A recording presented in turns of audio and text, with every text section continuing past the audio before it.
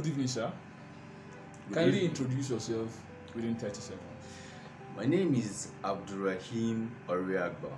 I'm currently the Club Growth Director for Division E.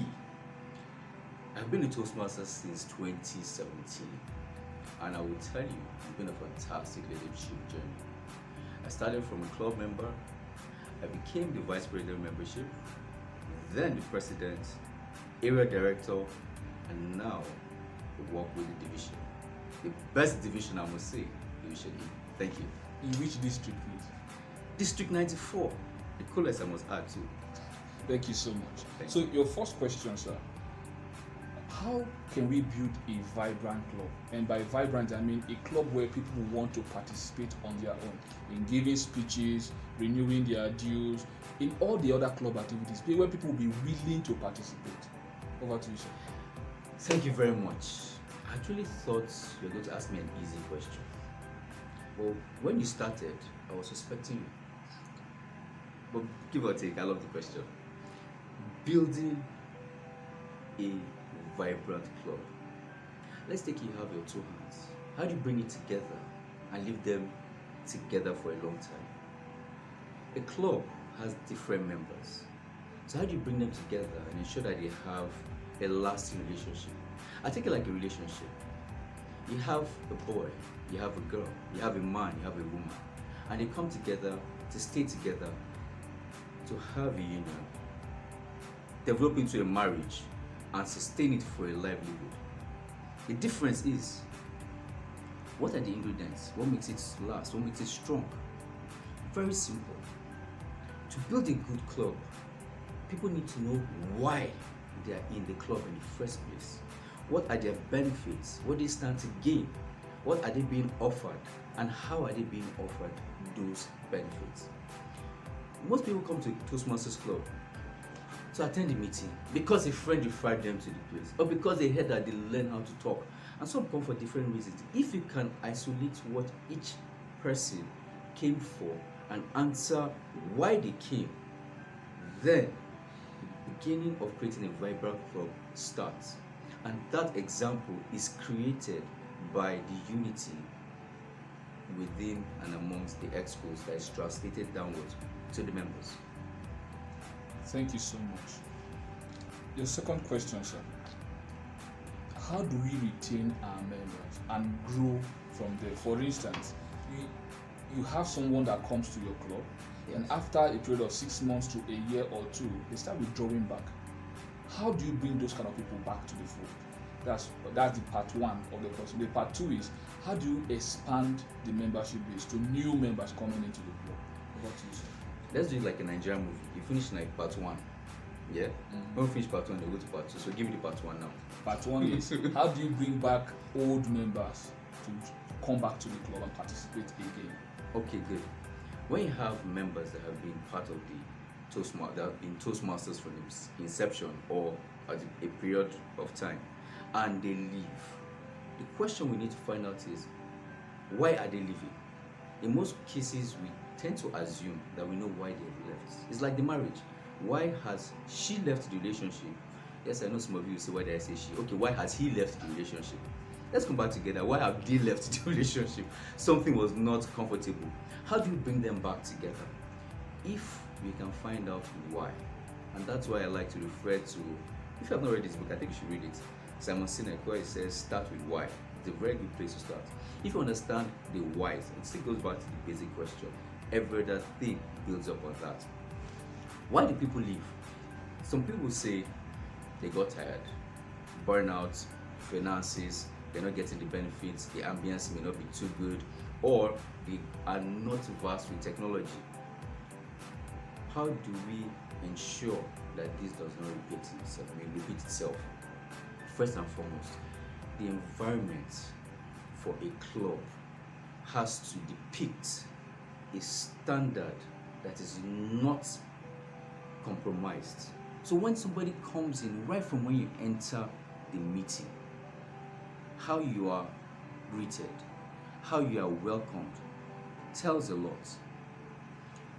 When you give a speech, how you are assessed, who evaluates you, how the VPE, Vice President Education, follow-ups with you, how your mentor carries you through, contributes to it.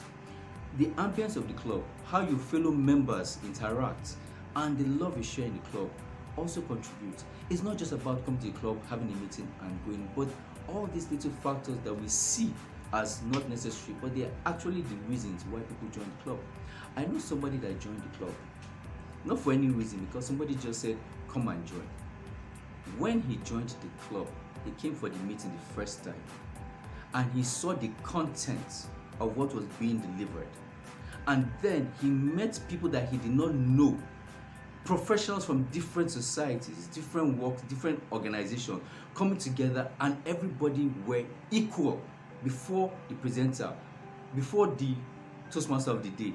He was totally blown away, and he said, do these kind of organizations exist where you don't see hierarchy, you don't see seniority, you see somebody that is a general manager and the Toastmaster of the day probably a secretary, or the Toastmaster of the day is a general manager, and the presenter, the person giving the speech, could be the general manager, and yet all that is not recognized. The only time you know who is when the introduction is being made. But at the end of the day, he realized that it was a place that he was comfortable and his ideals were met, and that was why he joined. So the question comes back to us. Why would he want to leave a place he has come to realize is a family to him? And that's why I will always say something. For Toastmasters, I take Toastmasters as a lifestyle. I don't take it as my membership, what I stand to gain out of it. I take it as a lifestyle.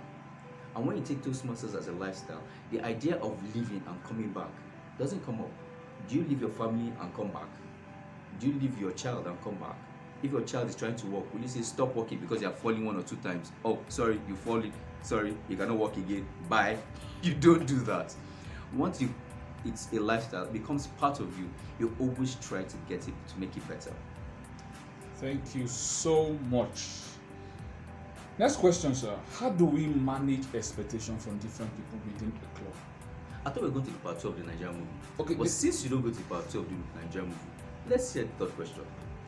The third question is, how do we manage expectations from different people within our club? Yes, that is where your leadership part of Toastmasters comes into play.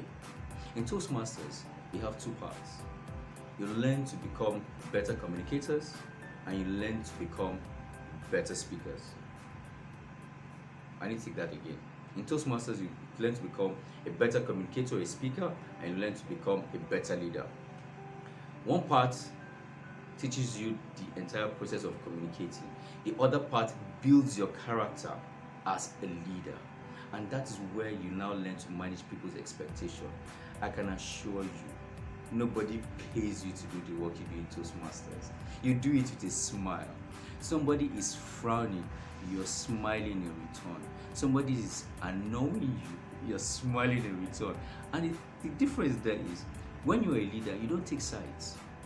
You have to learn to balance your emotions. And the thing about Toastmasters is, it's not a paid service. You do it voluntarily. And what that simply means is you don't get recognition for what you do, but you are judged for the results you bring out. For example, a president is to lead a club for a period of a year. Within that year, he has his discipline goals to meet with his team. Along the process or during the process, some leaders may be transferred, some may fall ill, the members may not attend the meeting, the club may not be looking healthy, you may have challenges with the venue, but at the end of the Toastmasters year, what they look at is your 10 discipline goals. So the question now is, how do you manage that? We have different courses in the Toastmasters website and also from the Pathways program that teaches you individual processes, especially from the leadership perspective. You have the leadership series. When you learn how to manage your team, how to determine your leadership style, how to determine your communication style, when you learn these processes, you become rounded and you remove your emotions from the better judgment. You know when to be emotional. You know when to be democratic, you know when to be diplomatic, you know when to be authoritative. The difference is once you identify your leadership style and you identify other people's personality styles or their communication styles, you learn to apply the best approach in dealing with people. The truth is, by the time you work with different people, especially in Nigeria where we have a lot of ethnic backgrounds and different beliefs, once you can harmonize people and bring them together, you smile at the end of the day. When you've been able to manage conflicts and you have grown together and you have succeeded together, the best part, I need to bring this up, the best part about it is that at the end of the Toastmasters year, when you're taking record and you're looking back at the successes you have made, that is when you now appreciate who you have become. You've let your ego down. You've packed it, forgotten at home. You've left competition to the side because what you're looking at is how can we win, not how can I win. How can we move, not how can I move. How can we grow, not how can I grow.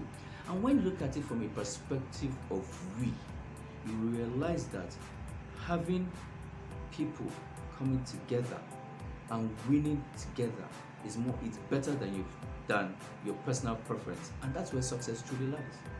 Let's go to the second part of the Nigerian movie. Or should we Yes, do this exactly. question? I was going to ask that question. So the part 2 of the other question is, how do we expand our membership base? What are the avenues available for us to expand our membership base? You've asked me questions that won't make me start sweat. Now you want me to expand. Actually, come again so I don't sweat. Come again. How do we increase our membership in our clubs? Okay, how do we increase membership? You should have said that from the beginning. That's what I was talking about. I knew that was the question. You should have said that from the beginning. How do we increase membership for our clubs? Let's start with a story. Let's go back to, I believe that was 2019 to 2020. Yes, when I was the president of Kano Toastmasters Club. We started with about 12 members, let's say about 8 active members. And it was one of the toughest leadership journeys I've had. When we were creating the club's success plan, the goal was to have 40 members. I remember we had a meeting and the executive looked, when we said that what membership were we targeting, and proposed we would target 40 members. We all looked at ourselves as they say, you must be crazy, how do you want to do 40 members from where we are coming from? But I looked at it, it was doable. And where I come from and where I believe rather is everything is possible. All you have to do is just think about it. Now we have 40 members coming from 12, probably 8 active members as experts. How do we grow this membership base? I looked at the challenges, I looked at my team, and we looked at the job description for each person and how do we come together and harmonize ourselves. And then we started building the foundation of the club. First, we created an environment of family, love, care, where we could talk, we could feel free, we could be happy, drop all our worries at home. Once we entered the club meeting, it was a happy moment. Second, we now started communicating the benefits of Toastmasters, why you joined, the benefits of pathways, all you needed to learn, and how you will be transformed by the time you become a Toastmaster. And people started getting interested. We now started imbibing other things into our meetings. We went for excursions, we went to the museums, we had dinners, we went for cinemas, we went to the cinema. And people were wondering, what is going on with these guys? And remember, we were in Kano City in the core north where these things don't happen. So it became a situation of, these guys are having fun. What are they doing? And what did we do? We raised the bar. We ensured that we brought the area contest to Kano. What that meant for us and what we're looking at, we're being selfish basically, was we're trying to throw the brand, which was the third level of our campaign, establish a strong brand for the club. And the strong brand was, how do we tell people about Kano Toastmasters Club at the time? And when we did that successfully, it was on the lips. We now created a standard. for the club. Anything we did had to have a minimum standard. And I will assure you, once we did that, Kano Toastmasters Club started growing in membership. Membership base started increasing. By the end of the Toastmasters year, we had 48 registered members and we had split into 2 clubs. I'll tell you something. Growing membership is not as easy as I just put it. You can't go into somebody's pockets and bring out their money and say, pay or renew your membership. It's not that easy. The first question is, why do I want to join? Why does she want to be a Toastmaster? If you can answer those questions carefully, then the membership base starts picking and people start developing interest. And I'll add a few things.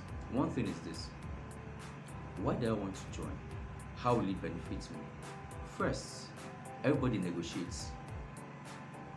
You negotiate with your wife, negotiate with your husband, negotiate with your brother, your sister, you negotiate with your children, even the toddlers, you negotiate with them. 2, you sell. Everybody sells every day. You're selling yourself, you're selling your qualities, you're selling your products, you're selling your services. 3, we are all empathetic. We all share empathy. We all care about each other. If you don't know how to communicate sorrow, if you don't know how to show compassion, how would you pass your message across? We all try to sell confidence when we speak so that you can pass your interview. Toastmasters arranges all these things and a lot more in a lovely bundle of joy and gives it to you as a simple token if you decide to be a part of us. Yes, we are going to your next question. Thank you so much. That will be all for now. The second episode of this conversation will come up very soon. No, I'll just Thank get you it so much for started. your No, time. I'll just Thank get you it so much for your started. time. But if you should stop, I'll tell you one more thing. If you're watching this video, that means you're interested in becoming a Toastmaster. Come to Division E, District 94, and be a member today. Thank you.